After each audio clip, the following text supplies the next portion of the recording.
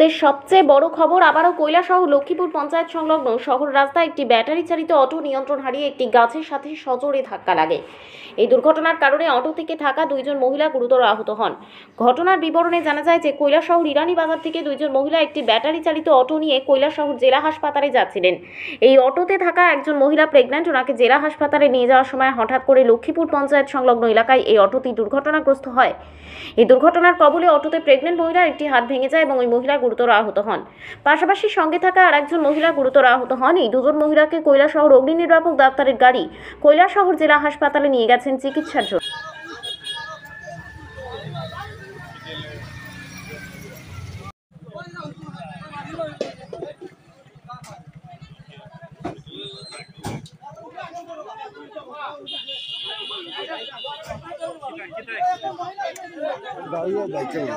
গাড়ি আর বাইকের মুখোমুখি সংঘর্ষ এই মুহূর্তে শেয়ার করে সবাইকে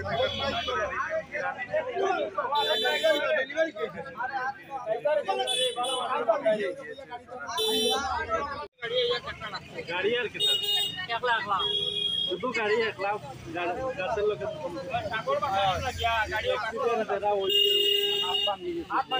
মহিলা মহিলার বাড়ি কই ইরানি। কজন আহত হয়েছে? এখন বর্তমানে হসপিটাল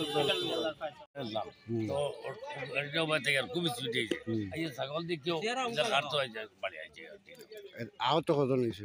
দুজন এখন পেটের অবস্থা হাত ভাঙিয়ে গেছে। তারা ইরানিতে গিয়ে হসপিটাল যায়। হসপিটাল